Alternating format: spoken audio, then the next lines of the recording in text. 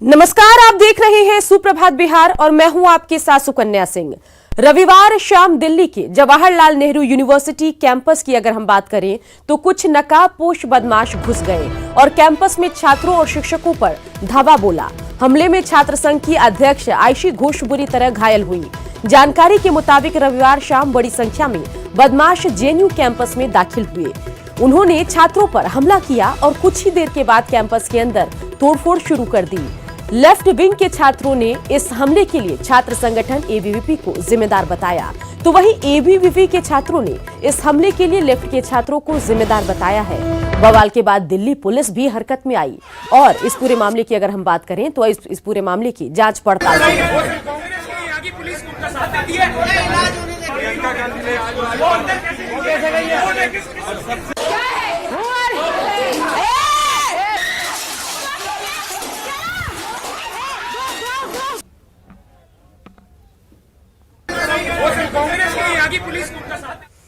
JNU हिंसा से जुड़ी 6 तस्वीरें हम आपको दिखा रहे हैं। नकाबपोशों ने जेएनयू छात्र संघ अध्यक्ष आयशी घोष समेत कई छात्रों और कुछ शिक्षकों पर डंडों से हमला किया है। हिंसा के बाद दिल्ली पुलिस ने जेएनयू कैंपस के अंदर फ्लैग मार्च किया। प्रियंका गांधी ने एम्स जाकर घायलों से मुलाकात की। इधर जेएनयू की घटना को लेकर जामिया के छात्रों ने दिल्ली पुलिस मुख्यालय के बाहर प्रदर्शन किया।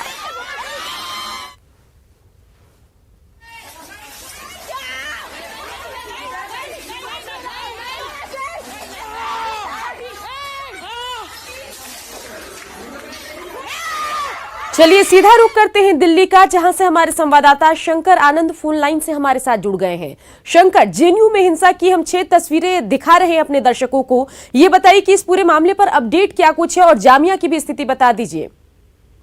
देखिए, जिस तरह से श्रीरंधा ये पूरा हंगामा बरपा है रात में, तकरीबन 3 बजे रात तक ये हंगामा लगभग होता रहा और जो दिल्ली स्थित जो आईटीओ है लोकेशन, वहां पर पुलिस हेडक्वार्टर के बाहर यहाँ पर काफी तादाद में लोग वहां पर बैठे रहे और वो हंगामा चलता रहा।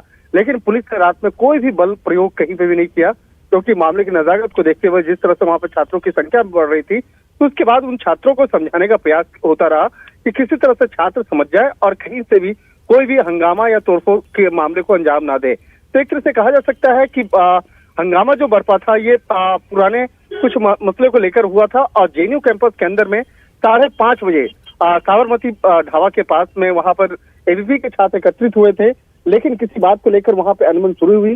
उसके बाद दोनों छात्र संगठन एबीवीपी और लेफ्ट विंग से जुड़े हुए जो छात्र संगठन है, इन दोनों के बीच में आपस में मारपीट शुरू हुई। उसके बाद देखते ही देखते ये मामला जो है काफी बढ़ गया और इस मामले में कुछ जो छात्र जो है वहां पर रॉड और काफी लाठी डंडे लेकर एक दूसरे पे वार करने लगे, जिसके चलते कई तकरीबन उसी वक्त में 15 से ज्यादा छात्रों को गंभीर चोट लगी और उसे अस्पताल में भर्ती कराया गया।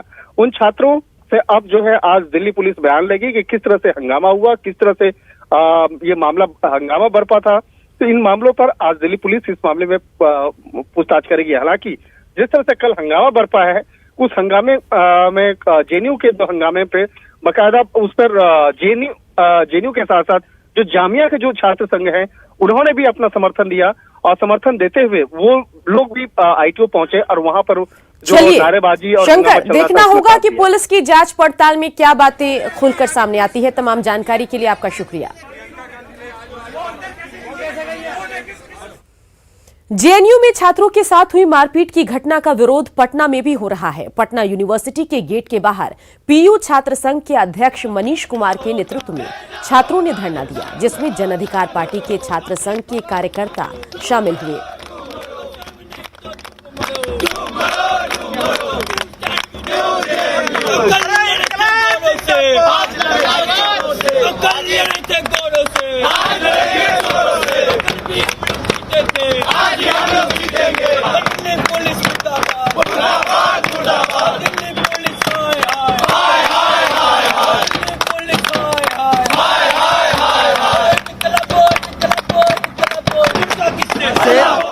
देश के सर्वोच्चतम विश्वविद्यालयों में छात्राओं पे, छात्र पे, शिक्षकों पे एबीवीपी के द्वारा वो दबे कुचले वंचित छात्राओं और शिक्षकों की आवाज को दबाने की लगातार कोशिश की जा रही है और वही कोशिश फिर आज शाम हुई।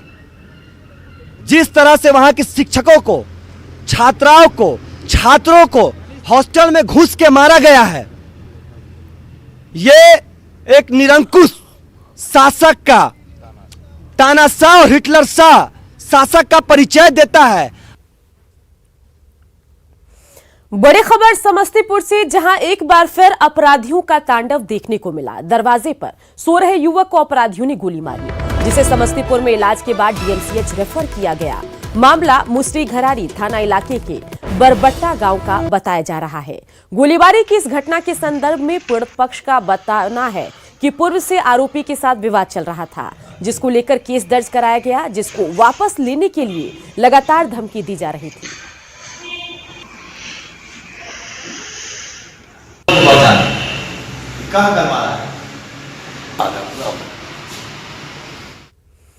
तो चलिए अब बात करते हैं बिहार के राजनीतिक गलियारों की।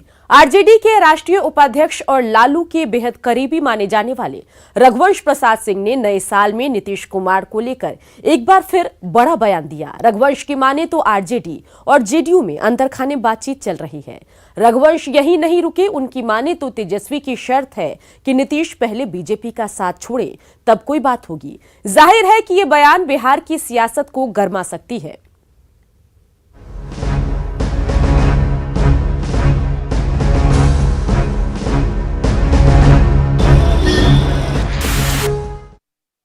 श्री नीतीश कुमार जी उन्हें छोड़ दें तो एक बाद हम विचारण करेंगे, तब तक गेट बंद बोलते हैं। अपने बयानों को लेकर हमेशा सुर्खियों में रहने वाले रघुवंश सिंह के बयान में कितना दम है ये तो वही जाने। लेकिन ये भी सच है कि जब नीतीश कुमार महागठबंधन में थे तब उन्होंने ये कहा था कि नीतीश बीजेपी का दामन थामेंगे, और वही हुआ भी था। एक बार फिर नीतीश कुमार को लेकर आरजेडी के उपाध्यक्ष का दावा है कि अंदर खाने जेडीयू और आरजेडी में बातचीत चल रही है। जेडीयू का कोशिश तो जहां तहां हो रही है, जहां तहां कोशिश हो रही है। हमारा तो फॉर्मूले है, गैर भाजपा एकजुट हो चाहे कोई हो, उसको मिला लेना चाहिए। और भाजपा को चूंकि पछाड़ना है, हम रिस्क नहीं लेना चाहते हैं। जाहिर है अभी कई ऐसे मुद्दे हैं जिसे लेकर जेडीयू और बीजेपी में दूरी दिख रही है। सबसे बड़ा मुद्दा विधानसभा चुनाव में टिकट बंटवारे को लेकर है, लेकिन इन सब के बावजूद जेडीयू को आरजेडी के दावे में दम नहीं दिखता। असल में देखिए, रघुवंश साहू के साथ प्रॉब्लम क्या है। रघुवंश साहू को तेजस्वी यादव और जगदाऊ दोनों ही घास नहीं डाल रहे। अब इनके अंदर जो बेचैनी है उसकी अभिव्यक्ति समय समय पर नीतीश बुलाओ अभियान के जरिए वो करते रहते हैं। अभी लोकसभा के चुनाव में बिहार में 40-39 सीटें हम लोगों ने जीती हैं।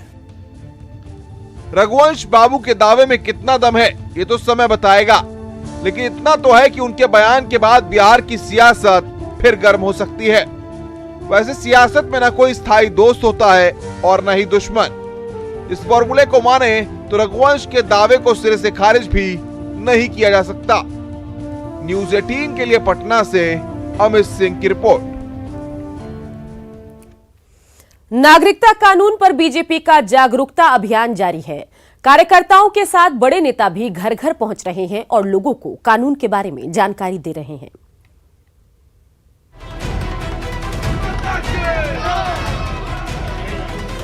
नागरिकता कानून के समर्थन के लिए बीजेपी ने जन जागरण अभियान शुरू किया है। देश भर में बीजेपी नेता लोगों से मिल रहे हैं और लोगों को कानून के बारे में जानकारी दे रहे हैं। डिप्टी सीएम सुशील मोदी पटना की सड़कों पर निकले और लोगों को कानून के बारे में बताया।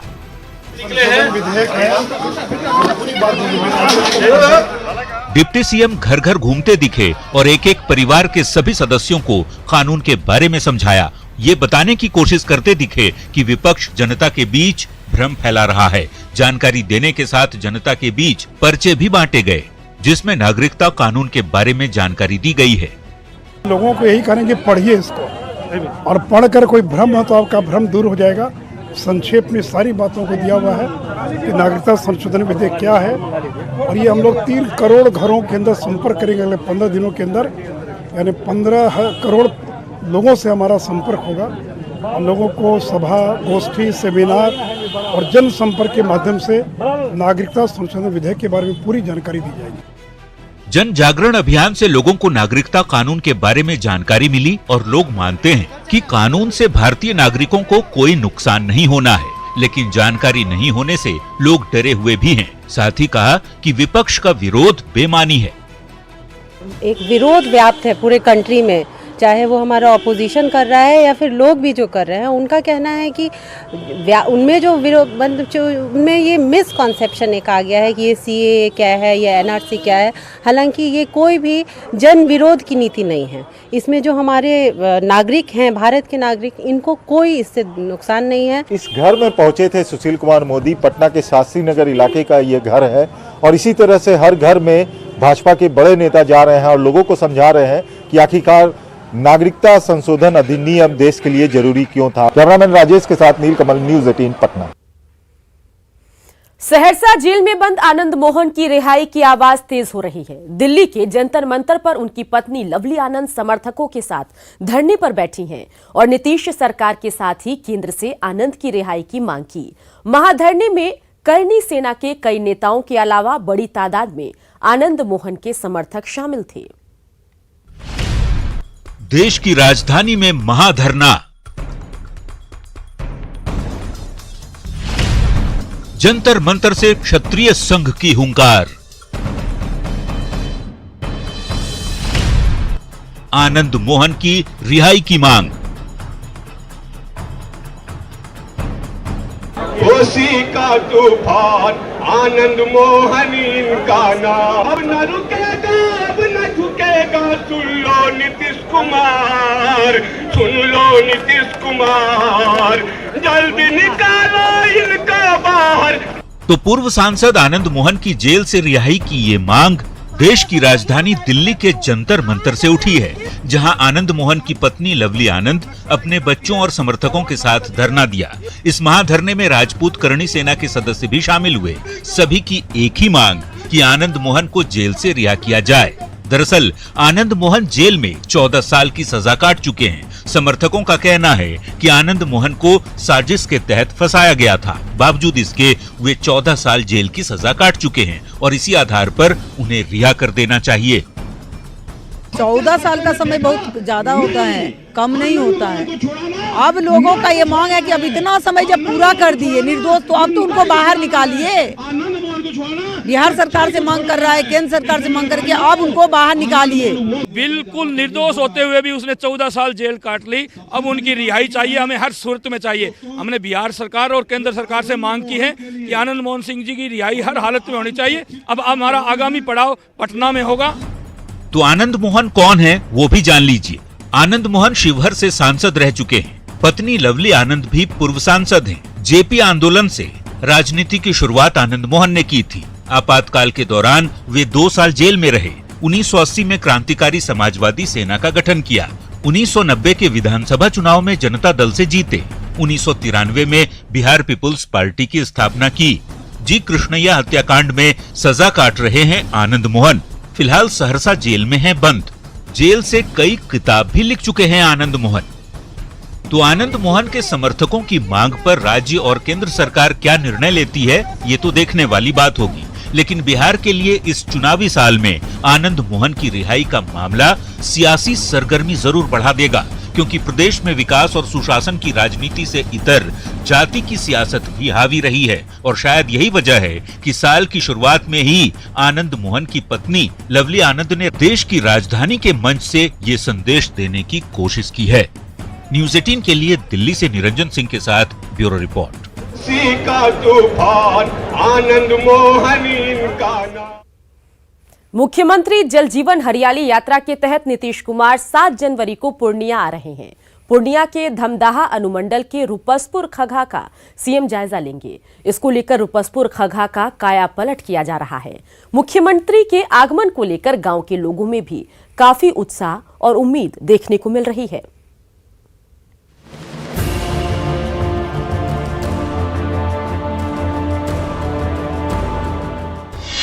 7 जनवरी को पूर्णिया यात्रा पर सीएम। रूपसपुर खगाहा में सीएम का कार्यक्रम। सरकार के आने से पहले गांव का कायाकल्प। नीतीश के दौरे को लेकर लोगों में कई उम्मीदें। धमदाहा के रूपसपुर खगाहा में 7 जनवरी को सीएम आने वाले हैं। मुख्यमंत्री के आगमन को लेकर रूपसपुर खगाहा को संवारा सजाया जा रहा है। तालाब में घास लगाकर उसको चमकाया जा रहा है। इसके अलावा तालाब के चारों ओर बने सरकारी कार्यालयों का रंग रोगन कर आकर्षक बनाया जा रहा है। अधिकारी दिन रात काम में लगे हैं। रूपसपुर के मुखिया की माने तो लोगों में काफी उत्साह है। जितनी भी जल योजना की जो काम है बहुत जोर शोर से चल रही है।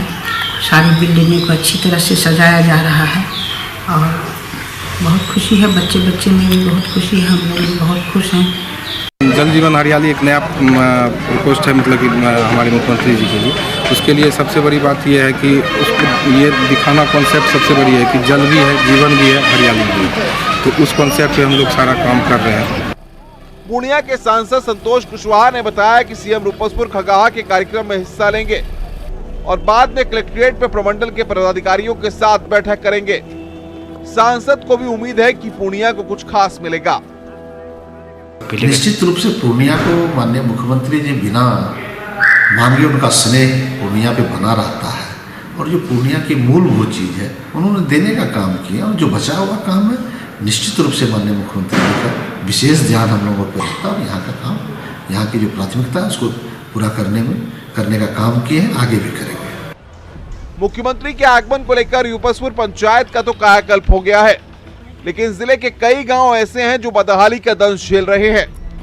इन गांव के लोग चाहते हैं कि सीएम एक बार आए ताकि उनके गांव में भी विकास हो। वैसे देखना है कि मुख्यमंत्री के दौरे से पूर्णिया के लोगों को क्या मिलता है। न्यूज़ 18 के लिए पूर्णिया से कुमार प्रवीण की रिपोर्ट। जल जीवन हरियाली अभियान के तहत मुख्यमंत्री नीतीश कुमार आज कटिहार के रौतारा चमरू पोखर इलाके में हरियाली को लेकर विकसित किए गए मॉडल का मुआयना करेंगे। इसके अलावा सीएम का उत्क्रमित मध्य विद्यालय प्राथमिक स्वास्थ्य केंद्र के भी निरीक्षण करने का कार्यक्रम है। सीएम के दौरे को लेकर जिले में पुख्ता तैयारी की गई है।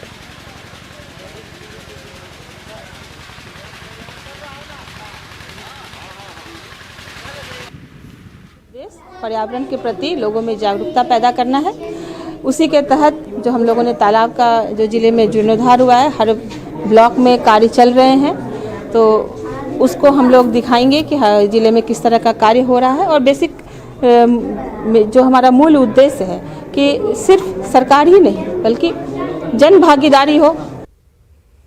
नीतीश कुमार जल जीवन हरियाली यात्रा के लिए आज अररिया भी आ रहे हैं। सीएम के कार्यक्रम को लेकर सुरक्षा व्यवस्था पुख्ता कर दी गई है। सीएम नीतीश कुमार हेलीकॉप्टर से अररिया के मार्केटिंग यार्ड पहुंचेंगे और फिर रजोखर स्थित राजा पोखर तालाब का निरीक्षण करेंगे। फिर अररिया कॉलेज स्थित गार्डन का उद्घाटन करेंगे और अररिया कॉलेज ग्राउंड में ही सभा को संबोधित कर किशनगंज के लिए रवाना हो जाएंगे। श्रम संसाधन मंत्री विजय कुमार सिन्हा ने लालू फैमिली पर निशाना साधा, लेकिन इस दौरान वे तेजस्वी और तेज प्रताप को नालायक तक बोल गए। मंत्री ने कहा कि जो अपना परिवार नहीं संभाल पा रहा है वो बिहार क्या संभालेगा। उन्होंने एनडीए के शासनकाल में चौतरफा विकास का दावा किया। लालू प्रसाद जी को कोई नैतिक अधिकार और जिम्मेवारी नहीं रह गया है। नालायक पुत्र इनके हैं दोनों, बिहार को चलाने के लायक नहीं है और ऐसे नालायक के हाथ में बिहार की जनता कतई सत्ता नहीं दे सकती है। 19 जनवरी को प्रस्तावित मानव श्रृंखला पर आरएलएसपी अध्यक्ष उपेंद्र कुशवाहा ने निशाना साधा। उन्होंने नीतीश के अभियान को जनता के वास्तविक मुद्दे से भटकाने की कोशिश बताया। जननायक कर्पूरी ठाकुर के जन्मदिन के मौके पर आरएलएसपी शिक्षा और रोजगार के मुद्दे पर मानव कतार बनाएगी। कुशवाहा ने स्कूली बच्चों और अभिभावकों से इस कतार में शामिल होने की अपील की।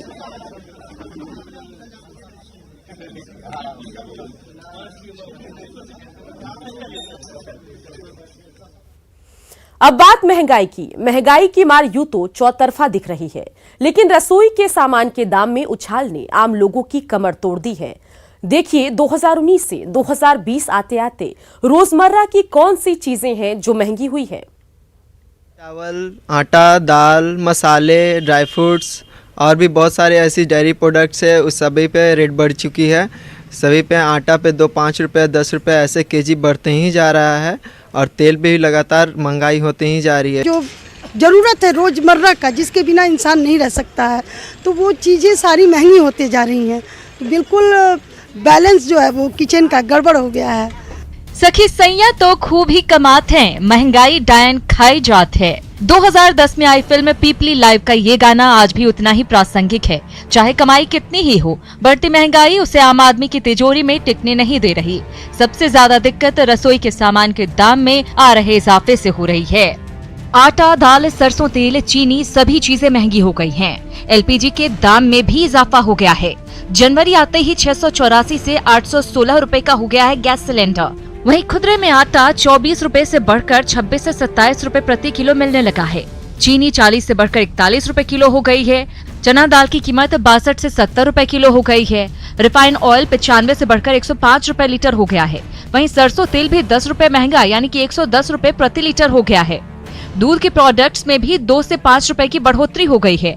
वहीं मसाले भी महंगे हो गए हैं। लाल मिर्च 150 से 260 रुपए, काली मिर्च 400 से 450 रुपए प्रति किलो, जीरा 230 से 250 रुपए प्रति किलो बिक रहा है।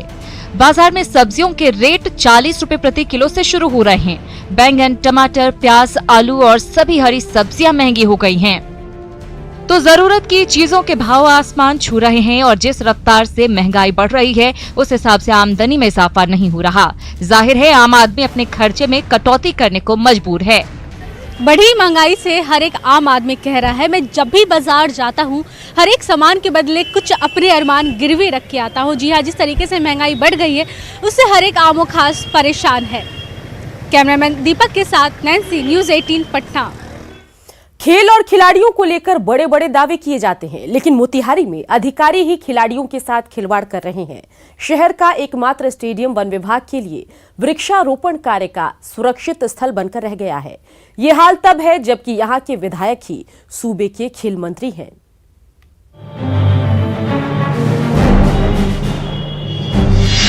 बदहाल है मोतिहारी का स्टेडियम। स्टेडियम में खेल छोड़कर हर काम। खेल मंत्री के क्षेत्र का है ये हाल। सूबे के कला, संस्कृति, युवा एवं खेल मंत्री का गृह क्षेत्र मोतिहारी। खेल मंत्री बनने पर मोतिहारी समेत पूरे चंपारण के युवाओं को यह उम्मीद थी कि अब खेल का विकास होगा, लेकिन विकास को कौन कहे, शहर का एकमात्र स्टेडियम बदहाल है। स्टेडियम के बीचों बीच वन विभाग ने वृक्षारोपण कराया है, जबकि आधा स्टेडियम तालाब की शक्ल ले चुका है और तो और बाकी बचे जगह को हेलीपैड बना दिया गया है। खिलाड़ी परेशान हैं, आखिर प्रैक्टिस करें तो कहां करें। चारों तरफ आप देख ही सकते हैं, पेड़ ही पेड़ है। हर जगह टट्टी घेर के पेड़ लगा दिया गया। 1000 पेड़ लगाया गया है पूरे ग्राउंड में, इधर से लेके उधर तक। और इसके वजह से हम लोग को बहुत दिक्कत होता है खेल में। और आप देख ही सकते हैं फील्ड का हालत कितना खराब है। उसके चलते हम लोग अलग हटके खेलते हैं कि किसी और को चोट ना लगे। मतलब कि यहाँ पे बहुत सारा गंदगी है, शीशा उसा पड़ा हुआ है। और यहाँ पे मतलब पत्थर उत्थर हर जगह, घास भी ढंग का नहीं है, घास हरा भरा नहीं है, घास सूखा हुआ है धूप में। इसी तरह कभी पानी नहीं पड़ता, ना पिच ढंग का है। और बीच में सीमेंटेड कुछ हेलीकॉप्टर आने का जगह है वहाँ पे, और उधर साइड में पानी नहीं लगा हुआ है। ढंग का कुछ भी नहीं है इस ग्राउंड में। वन विभाग के अधिकारी खुद को पाक साफ बताते हैं और सारा दोष जिला स्कूल के प्राचार्य पर मढ़ देते हैं। विभाग की माने तो प्राचार्य के निर्देश पर ही इन जगहों पर वृक्षारोपण किया गया है। हालांकि सवाल उठाने पर पौधों को हटाने की बात जरूर कहते हैं। बीचों बीच तो नहीं है, साइड में किया गया है, वो भी जिला स्कूल के प्रिंसिपल द्वारा बताया गया। लेकिन बाद में मेरे निरीक्षण के दरमियान एवं माननीय मंत्री श्री प्रमोद कुमार जी के कहने पर जब मैंने वहाँ देखा कि वास्तव में वो स्टेडियम में पौधा वहाँ पर नहीं लगना था, तो हमने रेंज ऑफिसर को ऑलरेडी आदेश दे दिया है कि उन पौधों को वहाँ से हटाकर अन्यत्र लगा दिया। शहर का एकमात्र स्टेडियम जो खिलाड़ियों को छोड़कर हर किसी के काम आ रहा है। अब सवाल है कि आखिर खिलाड़ी क्या करें। जरूरत है कि सरकार और प्रशासन इस पर ध्यान दे ताकि खेल को बढ़ावा मिले। न्यूज़ 18 के लिए मोतिहारी से मुकेश सिन्हा की रिपोर्ट।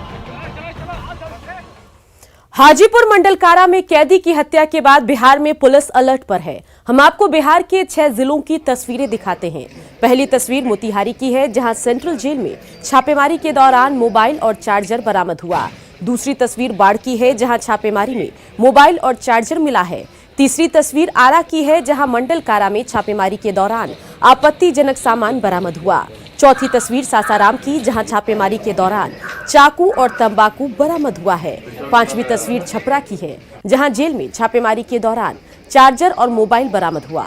वहीं छठी तस्वीर बेगूसराय की है, जहां आज जेल में तलाशी ली गई है और जेल में ये हालात तब है जब हत्या के बाद पुलिस अलर्ट पर है।